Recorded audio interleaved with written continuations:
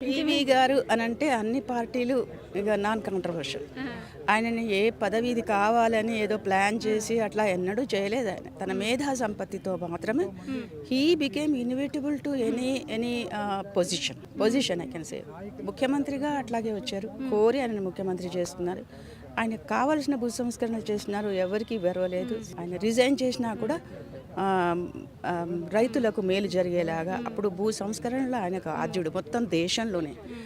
అట్లాగే ప్రధాన పదవి కూడా ఆయన కోరుకోలేదు, వరించి వచ్చినాయి ఇవన్నీ. సో అలాంటి ఒక అపురూపమైన వ్యక్తి, ఒక మాటలో చెప్పాలంటే అట్లాంటి వ్యక్తిని మనం చూడం. ఎందుకంటే నేను కూడా ప్రజా జీవితంలో ఉన్నాను, అనేక సంవత్సరాలుగా ఉపాధ్యాయ వృత్తిలో ఉన్నాను. అట్లాంటి మేధా సంపత్తితోని ఒక పాలిటీషియన్ ఒక చిన్నగా ఎదగాలంటే ఎన్నో మంది మార్బలం కులబలం ఎన్నో కావాలి. కానీ ఇవేవీ లేకుండా ఆయన బలమైన వ్యక్తిగా ఆయన ప్రధాని పదవి దాకా వెళ్ళినారంటే మేధా సంపత్తి.